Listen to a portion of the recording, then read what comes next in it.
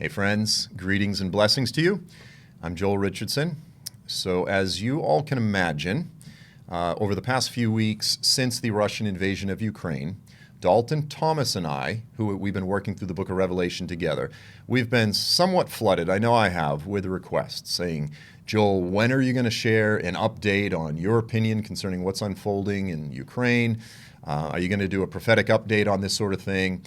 And so what Dalton and I have decided to do is just take a couple or maybe a few sessions to talk about this. So I'm going to do one, Dalton's going to jump back in, and my guess is we're both going to share our opinions from pretty different angles. I think, we've talked a bit and we're in agreement in a general way, but I'm really actually looking forward to some of Dalton's insights. He lives in Israel and he's able to sort of understand things from a bit more of an Israeli perspective. Of course, a high percentage of Israelis are Russian or even Ukrainian Jews, and so it's going to be a very different perspective than probably what you're going to get in the United States. And what I'm going to do here is jump in, touch on a few different things. Okay, so as is common, anytime there's some massive event like this in the news, in the world, all of the Bible teachers, the prophecy teachers, they jump out, they make these YouTube videos or they do sermons, and they try to connect world events with biblical prophecy, or they do connect world events with biblical prophecy. And that's what many of you look to this particular channel for, regardless as to where you see this. And let me just say this before we jump in. I'm actually going to give away the punchline to the entire message. Yes, I'm going to talk a bit about how I view this from a biblical prophecy perspective. Yes, I'm going to talk a bit about the geopolitical realities on the ground. I'm going to sort of analyze it from a political and geopolitical perspective. But as Christians, as followers of Jesus, let me just make this statement very clear. Our primary focus, our highest focus, our first focus should not be on trying to understand what this means prophetically. It should not primarily be about trying to understand the reality so that we can know which team to root for. Who are the good guys and who are the bad guys?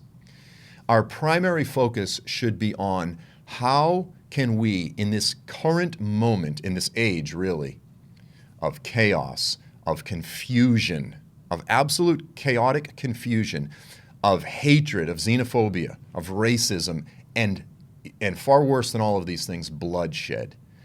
In this moment of all of these things, how can we as followers of Jesus walk, speak, and act righteously? What should we be focused on? And that should be that should be the primary issue that we're churning over in our minds and in our hearts and our spirits.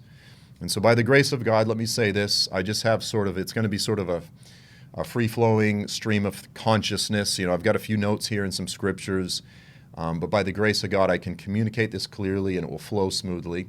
Yes, I'm going to touch a bit on the sort of prophetic perspective. I'm going to touch on some of the geopolitical realities, but my main heart here is to communicate this exhortation that's in my heart, and I believe it's in the Lord's heart. I'll actually say this, I actually believe this is a word from the Lord. And as I said, I hope that I can communicate it clearly. So first, let me just begin by saying this. Now, obviously, the popular view throughout much of the evangelical world, particularly the American evangelical world, and this has been taught popularly for probably over 150 years now. You didn't really see it before 150 years ago, but after the time of Wilhelm Gesenius, he was the great Hebrew lexicographer, a Hebrew scholar, so to speak, who wrote the Hebrew lexicon, which is just referred to as Gesenius's Hebrew lexicon. Since that time, there's been a lot of popular talk in, again, this sort of the, I don't know if evangelical, let's just say in the Protestant prophecy-focused world, this idea that the prophecy of Ezekiel 38 and 39, often referred to as the Battle of Gog and Magog, that this is referring to Russia. Okay, so you'll hear this taught, again, widely said today in the evangelical world. People will actually say that Putin is Gog and Russia is Magog. And so therefore, of course, when you see Russia on the move militarily, and what's happening, by the way, let me just state this very clear, is huge. Like a modern industrialized first world, like Russia invading Ukraine, nothing like this has happened in my lifetime. I just turned 50. And even well before my lifetime, like in my father's lifetime, nothing like this has happened. Like this is the most significant, momentous event since World War II. And there's been a lot of significant events that have unfolded in the world, right? Like throughout this whole time period. This is huge, and it has the potential to absolutely spiral out of control, to be a cascading mess in proportions that we can't even fathom. It has the potential. I'm not saying it will, but it absolutely has that potential. And so this is very important that we take some time to drill down and discuss this. Now, as I said, this is sort of the popular view that's taught throughout much of the evangelical world, that Russia is Magog. And in fact, you'll even hear, for example, Joel C. Rosenberg, a very popular teacher and author, lives in Israel. He often actually refers to Putin as Gog. Like that's a very significant sort of statement or even claim to make. But this is sort of where much of the evangelical world is today. Now, let me just say this. I don't believe that at all. And it's not because it's my opinion. I believe that a very careful exposition of the scriptures point not to Russia, but they point instead to Turkey. They point, in terms of this battle of Gog-Magog, they speak of a Turkish-led Middle Eastern and North African coalition of nations that will invade the land of Israel in the last days. And in fact, Gog is the Antichrist. Gog is the Antichrist that will come from the region of Turkey, yea, maybe Syria or Iraq, but that general part of the world, and that this great end-time dictator, this military leader will rise up and gather and reunite, so to speak, a coalition of nations that will invade the land of Israel. And the scriptures teach, of course, that Jesus will return and defeat these armies and save his people 2 minutes to midnight. At the last moment, he'll save his people and, of course, redeem his people, restore the kingdom to Israel, all of these things. So this is what the Bible teaches. Now, I don't have time to go through all of the details in terms of why I believe that's what the scriptures clearly teach. I will simply say this. I have taught on this in a series of very brief, what we're calling them end-time talks, over the past few weeks. So if this interests you, you can go back on this YouTube channel or on the FAI app. They're all posted, and just go through all the videos. I probably have done maybe 8 or 9 of them. I'm not sure. There's been a whole bunch, and kind of work through those things. Let me just say this very briefly. I'll sort of touch on this now. When you look at the prophecy of Ezekiel 38 and 39, there's this big list of nations. You have the leader, who is Gog. He's called Gog. That's probably a title. And he is from the land of Magog. And then it says he's the chief prince of Meshech and Tubal. He's also the ruler, the commander over Gomer and the house of Togarmah, as well as Persia, that's Iran, Cush, and Put. Okay, so you've got these list of nations, and that's not comprehensive, by the way. Then it goes on and it says, and many nations with you. Many nations with you. Okay, so it lists all of these nations. There are 2 primary methods of understanding and interpreting these names. And again, I teach on this in a bit more detail in the End Time Talks. And by the way, let me just say this as well. I have 3 chapters in which I get into this in great detail in my book, Mideast Beast, which is free, available online on my website, on joelstrumpet.com. It's also available for free on the Frontier Alliance International app. And it's available in multiple languages, by the way. I put the PDFs out there for everyone to read. So if you want to dig into this in much more detail, then I would say dig into the book, Mideast Beast. If you want to go through the videos, then go back to the End Time Talks, because they're available, again, whether it be on the YouTube channel or on the Frontier Alliance International app. Okay, so, but I'm just going to touch on this because this is one point that is worth reiterating in this particular video. So when it comes to all of these names, there are 2 primary methods of understanding these names. One is what is called the historical grammatical method. It's a very simple method. Where were these peoples and these names when Ezekiel issued the prophecy? During Ezekiel's day, how did he and his immediate audience understand these names? And clearly, if you go into any commentary, any number of Bible atlases, you'll see that Ezekiel and his audience would have understood these names to be, again, a Turkish, there's a tremendous Turkish emphasis, a sort of Turkish top-heavy emphasis on this coalition of nations, but it involves, yes, Iran, Libya, Sudan. It's sort of the nations that surround Israel. It's sort of the outer perimeter of really the known world at the time of Ezekiel. And that's how they would have understood this prophecy. So what we do is we go, okay, this is how the prophecy was understood when it was given. And then we just simply correlate these names. Yes, they're ancient names, but where are they referring to today? Again, so Magog, Meshech, Tubal, this is Asia Minor. Anatolia, this is modern-day Turkey. So that's where we look today. We look to the modern-day Republic of Turkey. We look to Iran. We look to Libya, Sudan, etc. Okay? That's the historical grammatical method. I would argue that is the responsible method of understanding these names. Now, on the other hand, the method that's often used in popular evangelical prophecy interpretation is what I call the DNA bloodline historical wild goose chase. And that's where we utilize all of the resources that we have in terms of ancient historians and different things, and we do this real deep dive and we say, okay, so Ezekiel issued his prophecy, let's just say roughly 500 years before Jesus. That's very loose. And about 500 years later, Josephus, Josephus, who was the historian, lived a little bit after Jesus, but in the first century during the fall of Jerusalem, he said that the Magogians became the Scythians. So this is an example of ferreting out different information in the historians that we have at our disposal. So we go, okay, so the Magogians are the Scythians. Now, let me just say this. Scythian is like a super broad term. It's almost like saying barbarians or Caucasians. You know, like it's referring to a nomadic group of people. They were primarily archers, but it refers to like all kinds of different peoples. Like it was not one little narrow group of people, and they were like all over the world. They were down in the Middle East, they were in Egypt, they were in Turkey, like they've been all over the place. But by the time of Josephus, many of the Magog peoples, they migrated out of Turkey, so from your perspective, out of Turkey into the nations of modern-day nations, the regions of Bulgaria, Romania, the Ukraine, and then across the top of the Black Sea into modern-day Russia. And then eventually these Scandinavian Rus peoples came down. They intermarried. They spread all the way over to Asia, and they became the Russians. Okay, so this is sort of the historical argument that's used. And so people will say today, so when Ezekiel said Magog, he was talking much more ethnic DNA bloodline. The Magogians are the Russians. Now you could also trace the Scythians. If you say that the Russians are the ancient Scythians, you can trace them all the way over to China. You can trace them all the way into Europe, down into the Middle East. Like they went in multiple directions. But let's just say that we stick with that argument. My point is this. If you want to do that with one of the names, you have to do it with all of them. And so I always like to point out, for example, let's just say you take one of the other names, Gomer.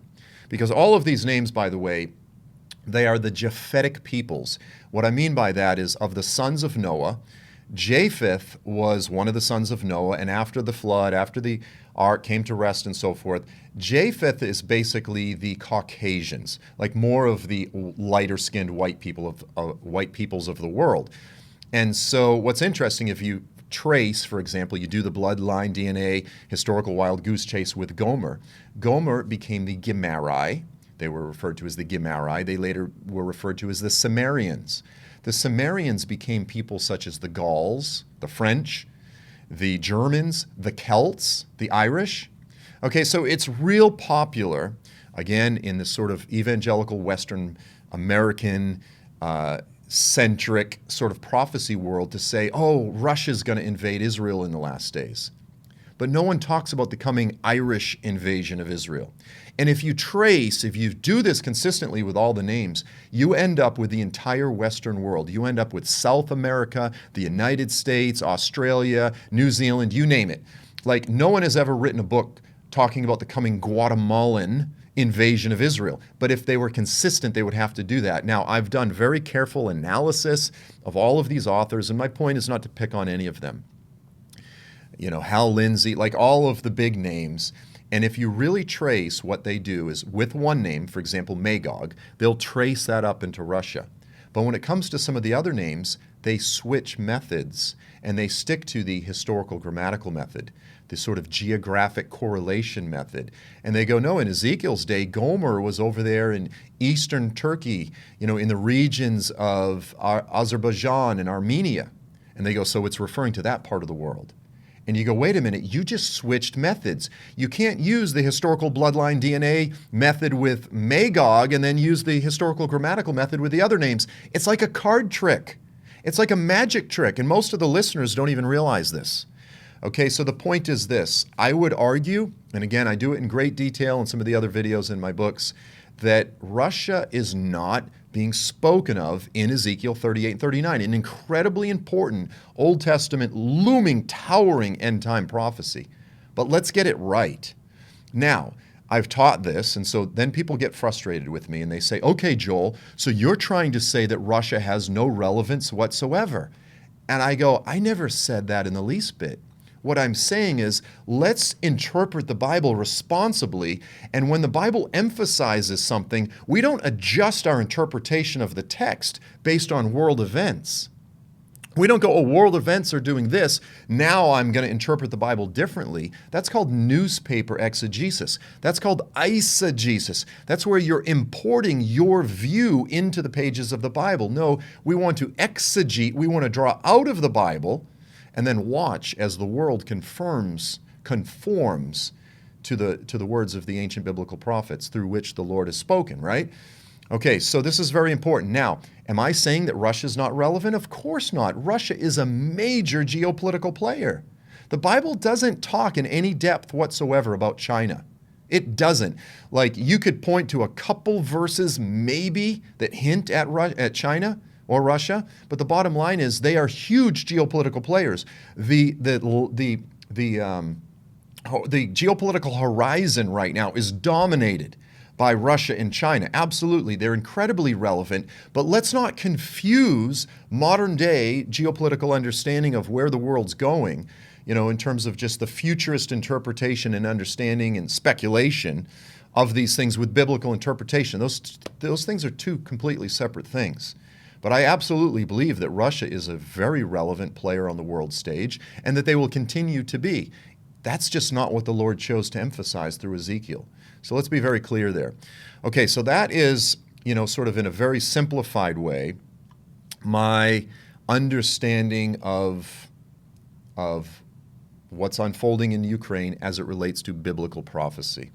Now, what do I believe just from a general sort of geopolitical analysis, again, speculative geopolitical analysis. And I've talked about this in some previous videos. I did a video on Afghanistan just after the American withdrawal from Afghanistan and how I believe that event, that just incredibly momentous event, will affect and impact the world. And I'm just going to summarize it this way. I believe that we very well may be stepping into the age of Western decline, like dramatic decline and humiliation. And it's much more than just Joe Biden's presidency. Yeah, he's asleep at the wheel and he's senile, and I get all that. And I don't care if you're a Biden supporter. This is really like objective, undeniable reality. He's not fit for office. I mean, mentally, again, my point here is not to pick on him. My father passed away a little less than 2 years ago, and he had advanced dementia. Like anyone that has cared for someone with dementia or Alzheimer's, the look in their eyes, the speech patterns and these type of things as this ramps up. There's no question that the President of the United States right now has has the early stages of dementia or Alzheimer's. There's no question about that. We're moving toward the age of Weekend at Bernie's. They're just kind of propping him up, give him the teleprompter, and there's other people that are sort of directing things. Okay. In terms of, it's much more than that. There's a lot of history going into this in terms of the American decline.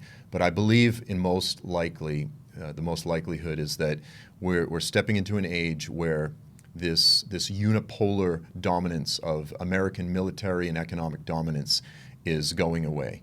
And with the American leadership diminishing and our humiliation, quite frankly, in Afghanistan is going to impact Europe and all of the Western world. We're seeing the Western decline in terms of economy, military, etc., and we're seeing the rise primarily of China, secondarily of Russia, but we're seeing the rise of the residue of the old communist spirit. And with that will come the rise of radical Islamic nations such as Iran, because again, China and Russia are happy to be patrons and support and get behind nations like Iran, and even Afghanistan, even the Taliban. Eventually, we very well will see sort of a merger between the Taliban as well as the ISI, or basically Pakistan, of course, who have nuclear warheads. And I believe that this rise of Russia and China will empower and get behind and sort of support and lead to the rise of this Middle Eastern Islamic coalition of nations. Now, Turkey by itself is a very powerful military. Iran by itself is quite a formidable military. Pakistan with nuclear warheads, like that's a significant danger. All of them by themselves are significant threats. When they all come together, I believe that China and Russia, they're not aware of what's coming because it's so sort of unheard of. The reuniting of an ancient Islamic caliphate far greater than anything that we've seen previously. I believe that that will be something even far greater and more dangerous and more formidable than even China or Russia or any one of these. So I believe if, again, just from a sort of general geopolitical perspective, that's where we're heading. Now, let me talk specifically about Russia and Ukraine. I want to be very clear. I don't pretend to be an expert on this part of the world at all. In fact, for most Westerners, most Americans, they get on YouTube, they do a little research. I need to get a shirt, by the way. There's one of those shirts that says, YouTube is not research. And I say that as someone who's teaching on YouTube, but the reality is this is where a lot of people go to for information. And it's just a lot of sort of weekend warriors and folks that, they've got some handle on things and they watch some videos, they do some research, and some are very well read, and some of them are borderline experts. You can get some great information on YouTube, but it's also it's so sort of like unmoderated. Like you just don't know who you're listening to or what you're getting or this sort of thing. But the point is this, just by and large, most Americans, most Westerners, we're just not familiar with this part of the world at all. And so for my part, yes, I've watched a lot of videos, I've done a lot of research, I've tried to pay, but I've just dipped my toes in it. And I've listened to some dear friends that live in that part of the world that have a really good understanding of the nuances, of the complexity of that part of the world. And it's a very complex part of the world, like Eastern Europe, Russia, Poland, Ukraine, like that whole part of the world. I always joke whenever I'm speaking somewhere and I say, okay, raise your hand right away if you can name the nation that Melania Trump is from. And most Americans, Westerners, I know we're infamous for being very sort of illiterate when it comes to the world.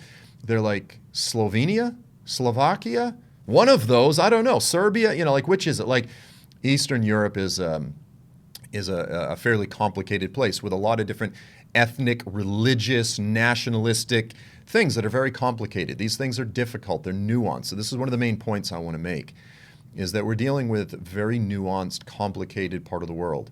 So as I'm starting to speak here, I want to be very clear. I don't claim to have a solid grasp on all the nuances, but I think I have a pretty good grasp. I mean, in a very general, broad sense, and I'm speaking very generally. Now, I want to read a passage here before I sort of jump into the geopolitical analysis, because I want our focus here to be on the Word of God more than anything. And we're all familiar with this, Joshua chapter 5, verse 13 through 14. So Israel is coming up out of the desert. They're about to enter into the land of Canaan. Like it's a very significant turning point in the history of Israel, in the history of redemptive history.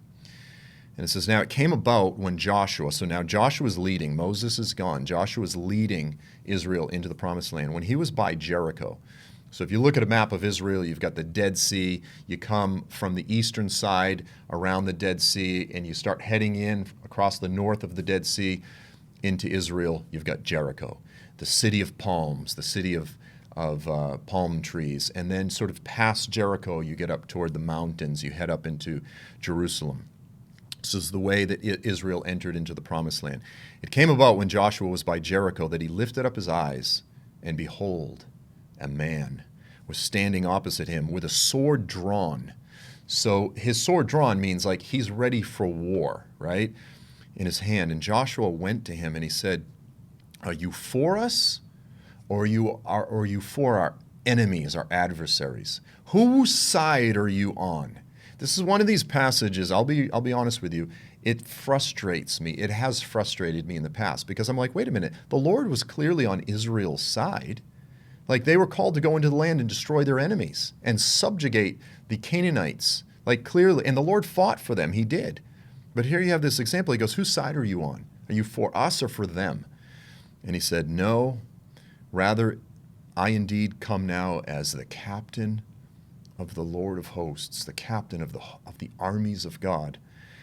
And Joshua fell on his face and he bowed down and he said, what is my Lord? What have you to say to me? So it's a powerful picture. He goes like, okay, like he got it. He got the point here. And there's really kind of a much deeper spiritual thing here. Like when I say it frustrates me, it frustrates the politically minded, I'm going to say even slightly shallow spirit that I have. There's something deeper here, and Joshua got it, and he just said, okay, what have you to say? Like, you're here on behalf of heaven. You have heaven's perspective. And yes, like sort of on the surface, the Lord was fighting for Israel. He was against Israel's enemies. Like that narrative actually dominates the scriptures. But he goes, neither. I'm not on your side or their side. I'm serving a much deeper, a much greater, a much higher cause. It's way bigger than these teams. Right, like, oh, whose team are you on? You know, clearly the Lord is on the side of the Chiefs or whatever. You know, I know everybody gave me a hard time because I wore my Chiefs shirt. But, you know, like, how dare you say that you're not on one of our sides? And this angel who is the captain of the Lord of hosts, like, some people have even argued that this could be a pre-incarnate manifestation of Jesus, of God the Son. Like, you know, that's been discussed. He goes, I'm here on behalf of heaven. And Joshua fell on his face and he said, I'm listening. You know, and this is the attitude that I'm asking. Because listen, guys, I can't approach this without making people angry. We live in such a politicized, frenetic, just like angry moment in history. And I get it. There's really valid reasons for that. What I'm asking you, if you're listening, is saying, have ears to hear. Please hear what I'm saying. I know I'm going to upset some people because you can't approach this. Everyone is taking sides. Everyone's taking sides. Now, let me just talk about the way that most Americans and the West in general is approaching and understanding and looking to the Russian invasion of Ukraine. It's very simple. The primary mainstream media template for what's happening is Russia bad, the bad guys. Putin is the bad guy. The Russians are the bad guys, to the point where, you know, we're sanctioning, and I get it, like there's strategic reasons for putting sanctions on Russia. We're punishing the average Russian people. You're seeing Ukrainian restaurants in the United States that are being boycotted because they use a Russian name, because we don't like the Russians. You know, this is like beating up some Korean because, you know, you go, well, you're spreading the Wuhan virus because you're Asian, you know, and some like American Korean goes, I don't have anything to do with the coronavirus, like this type of thing. Like it's this level of ignorance. But what happens at moments like this is everyone joins a team. So the popular American mainstream, Western mainstream media narrative is Russia bad, Ukraine is wonderful, and they're the heroes. Now, let me just say this. In a very broad sense, I agree with that general perspective. Okay? I feel as though the bad guy in all of this, first of all, it's Satan. But yes, the instigator is Putin. I think what's happening here is the ongoing residual demonic spirit of communism. And I believe he is functioning under that spirit. Again, I feel confident when I say this. Now, here's the thing. That's the mainstream media narrative. Now, I want to step into a lot of the ideas that are exploding in our world on YouTube, and you're hearing it, you're seeing it on social media, which is the American, I'm going to say right-wing. Now, again, I'm right-wing, I'm conservative politically, but we're seeing a right-wing reaction against the mainstream media, and some of it is with good cause. Some of it is valid, But as is always the case, humans overreact. We react, and the pendulum swings to the opposite side of the spectrum, and we end up with an equally unbalanced perspective. So the right wing response is this, is they go, well, since the mainstream, which is dominated by the left, narrative is that Ukraine good, Russian bad, they are basically becoming apologists for Russia and recycling a lot of Russian talking points, and even to the point of recycling Russian propaganda, and almost making like Putin out to be the hero. Now, within some that are pretty heavy into this, like the QAnon crowd, you're actually hearing, I'm seeing statements like this. No, actually, what's happening? Like, you have no idea what's happening. The reality is that this is what people are saying. I mean, this is one of the ideas that's floating around out there. Again, residual QAnon kind of stuff. That Putin is actually working with Trump. And the primary reason for the Russian invasion of Ukraine is to root out child human trafficking or drug trafficking type of things, and that Putin's actually a hero. He's the Christian warrior here. The whole narrative has been flipped. And you're actually seeing people claim this. And it's Biden and Hunter Biden, and they're in bed with Zelensky and this type of thing. So you're seeing that you're seeing like QAnon kind of stuff. Let me just say that is asinine. Trump is not behind the Russian invasion of Ukraine. He's not working with Putin. This is stupid, okay? Like, I'm sorry, like, I know as soon as you say that, you lose anyone that's there, and that's not how you win people. I get that. But I'm just saying, it's really, like, that's the bottom of the barrel. Now, then you get people who, and let me just say this too, and I probably shouldn't have just said it's stupid and all that, like that's just my carnal, but it is, it's dumb.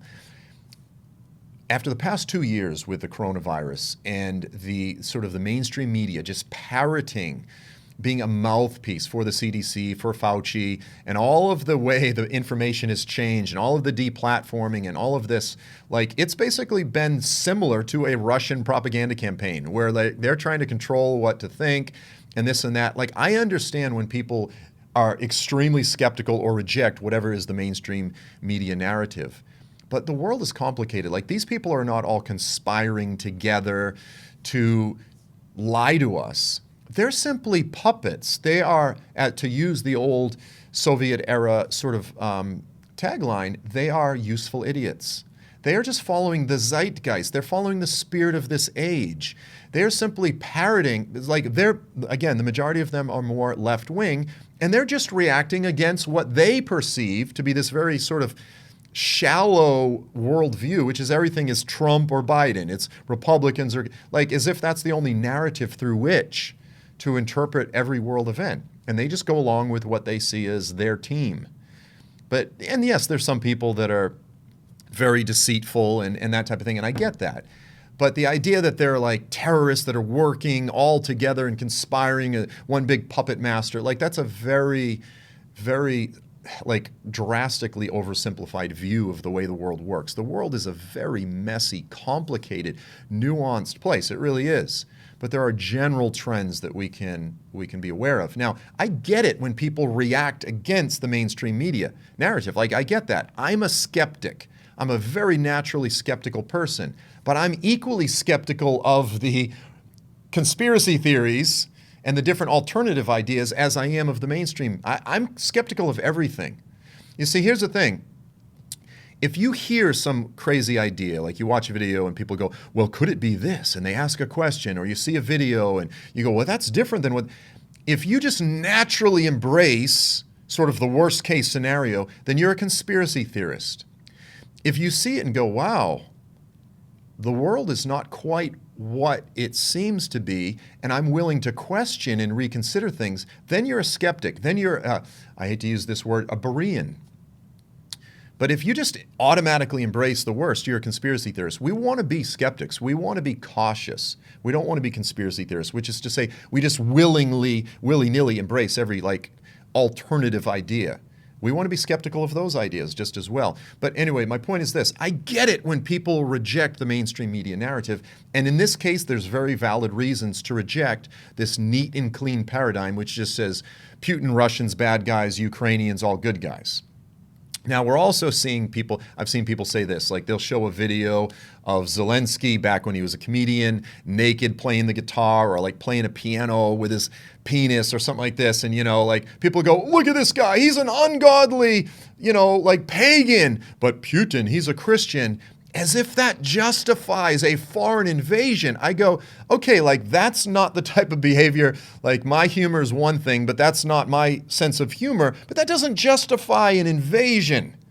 Okay, so like there's different levels of how people are justifying what's happening with Russia. Now let me talk about some stuff that I think is really valid in terms of some of the videos and different things that are floating around. Because let me just say this before I dig any deeper. With any conflict, we're dealing with humans. All humans are sinners. All nations are imperfect. All cultures and peoples are imperfect. But there are some that are much better than others. There are some ideologies that are far more demonic and rooted in demonic history than others. Okay, like the United States, like the principles that are in our Constitution, the founding documents of freedom, of liberty, of equality. Like, yeah, we fall short all the time. But those principles, I'm going to use this word, and this drives people crazy, they are superior to many of the principles that are built into, for example, Islamic law. That says things like a woman is only half as valid, her testimony is only half as valid in court. Like our culture, our ideology here in the West would say, no, a woman is just as valid as a man. Islamic, which claims to be from God, law says that a woman's testimony is only half as valid. And you can even see the hadith, the tradition of Muhammad. Muhammad said, because they are deficient in intelligence. He actually says that. I will, put both of my legs and arms and my neck on the table when I say this.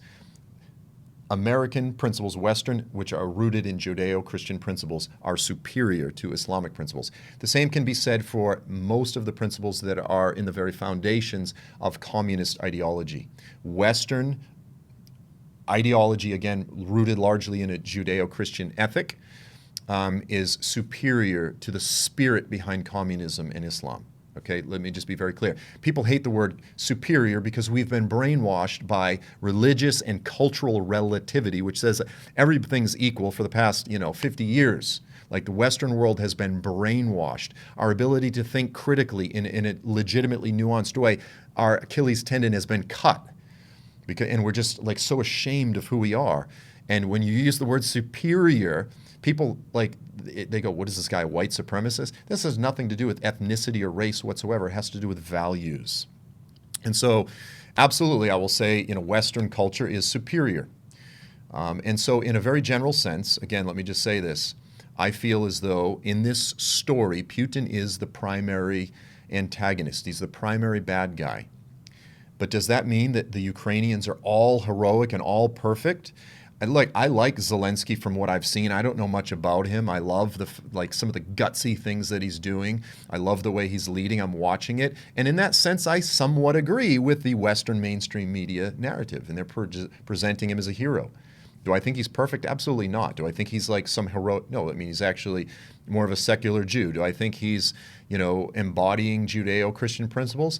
In some of the things that he's doing, he's being very righteous. Now, on the other hand, Putin uses Eastern Orthodox, Russian Orthodox Christianity as sort of his facade to present himself as what he's doing is all righteous. I think it's a cynical ploy for power. I think the spirit operating behind him is the same demonic spirit that was behind communism.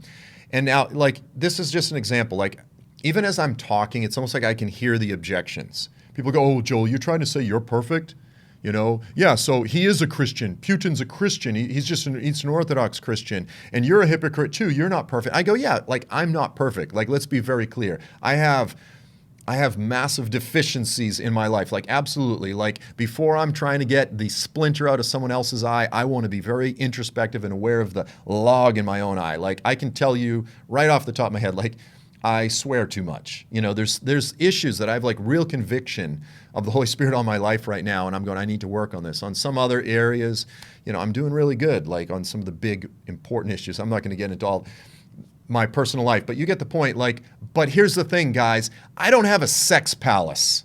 Okay, like Putin has built for himself, a place that he can go away and, and bring in whatever strippers or prostitutes or whatever he does. I haven't poisoned those that I disagree with. I haven't assassinated my political antagonists. I haven't invaded a foreign country. So I get it to say hey, I'm not perfect, so how can you? No, the spirit that he is operating under is demonic.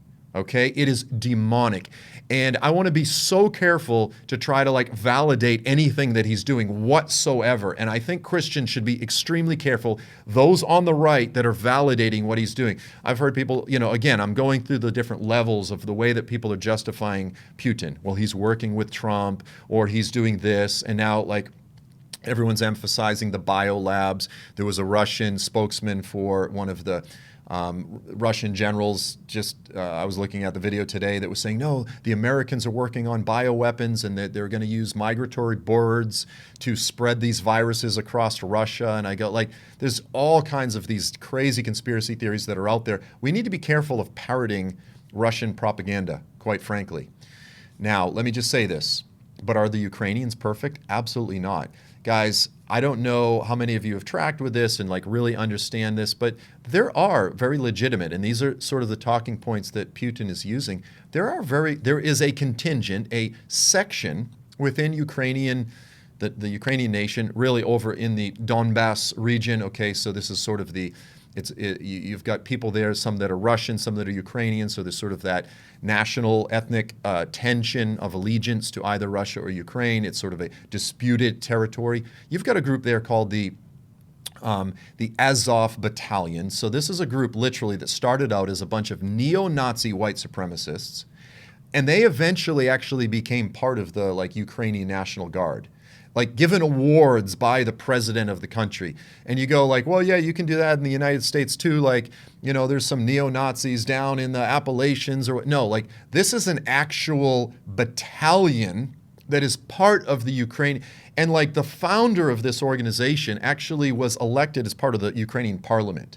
There is a contingency, quite frankly, of neo-Nazis. Now, they'll deny and say, well, we're not really Nazis. And you go, the very insignia that you use for your battalion, the tattoos, all of the gestures that they make, these are neo-Nazis. I'm not stupid. Anyone that watches this goes, these guys are neo-Nazis. And there's a contingent of people within Ukraine that actually, sort of support them because they're fighting on behalf of the Ukrainian nationalist cause. Or they turn a blind eye and they go, yeah, these guys are a bunch of jerks. We disagree with them, but at least they're on our side. But see, what's happening is in the world of YouTube and the way that this whole sort of new information revolution, the way things work, is people will watch some of this, again, on the more Western conservative, who don't understand all of the complexities of this part of the world, and suddenly they start painting Putin as the good guy and Ukraine as the bad guys. And this is what I mean by teams. This is why I wanted to quote this from Joshua. Guys, as Christians, our primary job right now is not to try to choose teams. Now, again, in general, I'm generally going to say right now, Putin is the bad guy, and I'm going to stand with the Ukrainians. Absolutely. Again, I'm an American. Yes, I have all my biases and so forth, but I believe that what I'm standing for is much more righteous. But again, I just want to reiterate, our primary focus right now should not be on trying to figure out who the good guys and the bad guys are. Here's the reality is, we're all good guys and bad guys. The Holy Spirit is in me, but I still have sin. It's a complex world. The world is a very complex place, and especially Eastern Europe. Now, is one side much more worthy of standing with than the other? Yes, absolutely. Again, I want to reiterate that. I'm going back and forth qualifying this, and I hope I'm not overqualifying it, but our main focus as Christians should not primarily be trying to figure out who the good guys and the bad guys are. What does it mean prophetically? Who should I stand with in all of this? Our primary focus right now as believers should be walking in a manner worthy of the calling that the Lord has placed on us. Our primary focus should be on walking righteously. Please hear me. And I know I talk a lot, guys, and I know I've been rambling. Our primary focus should be on walking righteously in an age of confusion, of chaos, of hatred and bloodshed, because it's going to get a lot worse. I've watched the nation of Syria as that thing spiraled out of control. And this is the age that we're in. You know, like I broke my back years ago. I've got a really bad back. I know what it's like when, you know, you pull a muscle and then all of a sudden there's just this cascading, snowballing effect. Now the spine's being pulled because the muscle goes into spasm. Now the spine's being pulled over here. Now the disc is bulging. What's the original problem? You know, and this is what always happens. What is the original source? Is it the muscle? Is it the spine? Is it the disc? And this is what we're dealing with right now. And people go, yeah, but the real original source of the problem is this or that, or, you know, and we can do that forever. Once the bloodshed starts flowing, guys, it's amazing. In a time of war, everyone starts joining in.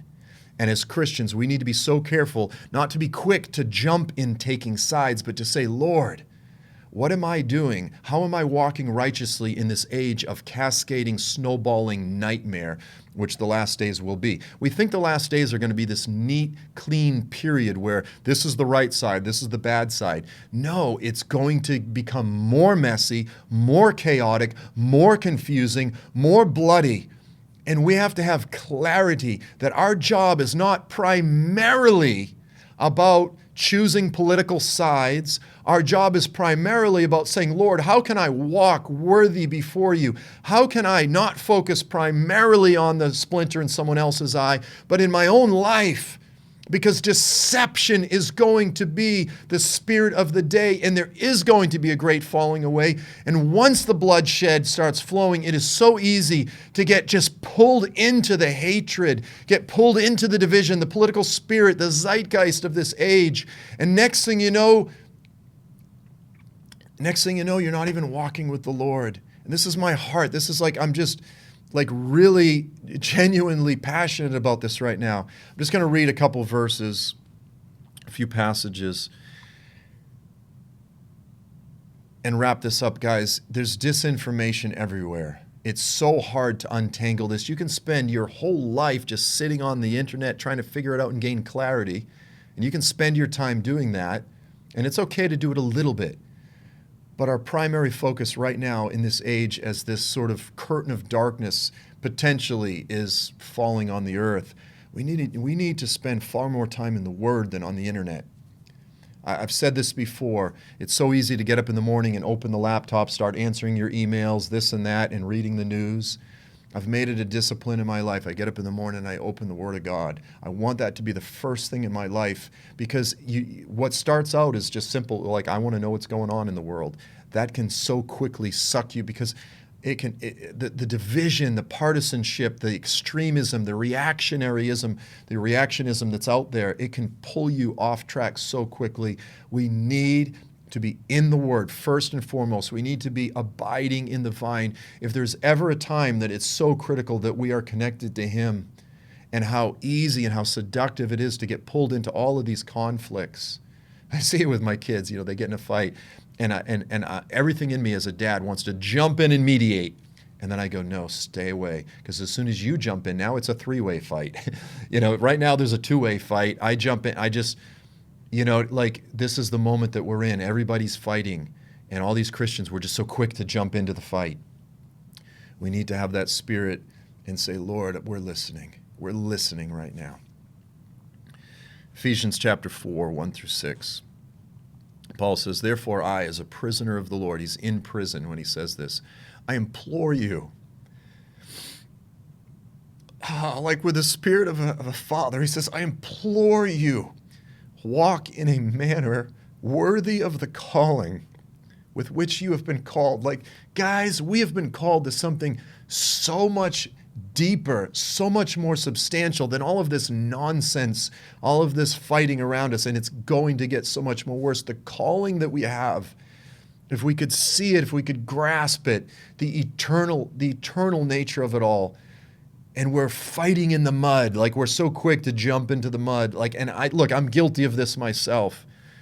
The calling, walk in a manner worthy of the calling with which we've been called, with all humility and gentleness, patience, showing tolerance for one another and love, being diligent, being deliberate. Like, guys, you don't float upstream. Like I've said this so many times, you have to fight your way upstream. Like it's just the natural tendency is we float downstream and we think like, oh, you have to be deliberate and be disciplined and determined. Like everything in my own life. Like let me just say this. Like I don't listen to a lot of Christian music. I'll just be honest with you. I love like I shouldn't say this because people get all mad at me. I love like jam bands and bluegrass and stuff that for the most part is pretty innocuous. And a lot of it is just instrumental. I have a tendency, because of my personality, like I can very easily just listen to, I'll just call it very selfish, juvenile, melancholy, self-indulgent, like just more like depressing music. I can so easily find myself just naturally listening because I probably have sort of more of a melancholy personality. I have to be deliberate, especially right now in this sort of season of my life, to listen to more upbeat, positive music, even just tempo and all that type of thing. And I have to be deliberate about it. Like so I hate to use this word. I'll use this phrase because again, everyone will get mad at me. It's very popular right now in sort of like new age therapeutic circles, mindfulness. Alls I mean by that is this: we need to be aware of the things that we're passively allowing ourselves to take in and look at and participate in. We need to be aware, conscious, deliberate, disciplined, because if we don't, we're going to get pulled downstream so fast. Like the current is rising, the river is rising. We need to put things in our life that will help us to fight our way upstream. To fight our way, we need to be diligent. Being diligent, like being deliberate to preserve the unity of the Spirit and the bond of peace. Guys, there are believers, there are brothers and sisters in Russia. There are brothers and sisters in the Ukraine. And it's amazing, you talk to them and like the Russians are, going like, hey, Americans, be careful of how you analyze it. Like we're so quick to talk about all these things. And again, I shared my opinion. I don't claim to have clarity on all of this, but I feel as though my position is relatively accurate. We need to be aware of the higher calling, the higher kingdom that we're part of, and the ultimate goals that are our goals. His goals are our goals. I'm going to read Colossians 1, 9 through 12. For this reason also, Paul says, since the day that we heard of it, this is like one of these incredibly beautiful high apostolic prayers, we have not ceased to pray for you. One of the things in my life, I'll say this, I have a pretty good prayer life, but I'm constantly convicted that I don't pray enough. Like one of the main things that we need to be about, again, is we need to be abiding in the vine. How do you abide in Jesus? How are you connected with him on a regular daily basis? How do you connect with anyone? You have to communicate with them. You have to talk to them. When you don't talk to someone, the relationship breaks, right? Like when you're in communication, in prayer, that's the ultimate way that we abide in the vine. If we're not abiding in the vine, one, we're not going to bear fruit, but we're just going to dry up and fall away, quite frankly. And so prayer, like just the conviction in my life that I need to be focused more on prayer and less on expressing my opinions and, doing all these other things. Like we need to be in prayer in these days. We've not ceased to pray for you and to ask that you would be filled with the knowledge of his will in all spiritual, like that deeper spiritual heavenly wisdom and understanding, so that you will walk, again, here it is, walk in a manner worthy of the Lord. It's just weighing on me what that is to walk in a manner worthy of our calling, worthy of the Lord, to please him in all respects, bearing fruit in every good work and increasing in the knowledge of him, in the knowing of him, not just knowing about him, the knowledge of God, to increase in our relationship with him, to increase in the degree to which we know him, strengthened with all power according to his glorious might for the attaining of and here's what it boils down to, guys, more than anything, for the attaining of steadfastness and patience, endurance, patient endurance, long suffering. Like this is the word right now I feel for this hour. Patience, steadfastness, long suffering, endurance. We're getting to the end of the race. We're getting toward the end of the race.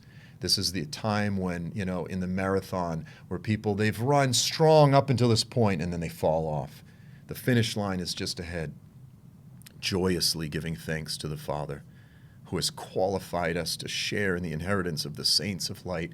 Like the calling that we have, if we could see it and feel it, now's not the time to become lax.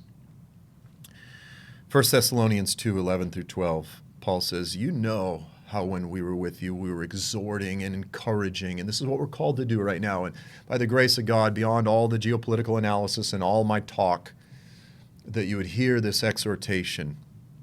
You would hear this, as he said, I implore you, like I appeal to you, each one of you as a father, like Paul goes, as a father, as he would appeal to and exhort his own children, so that you would walk in a manner worthy of the God who calls you into his kingdom and glory, the radiant, shining glory of God. Like the calling, the kingdom that we're part of is so superior to all of this nonsense, all of this demonic chatter and chaos and bloodshed, and it's about to get a lot worse. Beloved, we need to focus on walking in a manner worthy, walking righteously in this age, as I said, of chaos, of confusion, of just the information. It's crazy that with more information, it's harder to understand what in the world's going on and what the truth is. Like if anything that we've learned from the past 2 years with the pandemic and all this is that understanding the truth is complicated. And it's not about necessarily understanding the truth. Like we can try and ferret it out and dig into it all like for hours and hours and hours a day. Our primary calling is to focus in a disciplined, deliberate, mindful way, to be aware, to be conscious of what we're giving our time to, what we're giving our spirits to. Because if we don't, again, the river's rising and we're going to pull downstream. But by the grace of God, absolutely, his strength is there. Not just for making it upstream, but doing it with strength, doing it with steadfastness, with diligence. The grace is absolutely there, and I'm confident that by the grace of God, you and I will get there together. So I'm going to end it right here, and I hope that what I communicated was clear. So, all right, friends, God bless you all. I'm looking forward to Dalton's sort of piggybacking on all of this, and I trust it will be tremendously helpful and edifying as well. So bless you all, friends, and look forward to seeing you next time. Maranatha.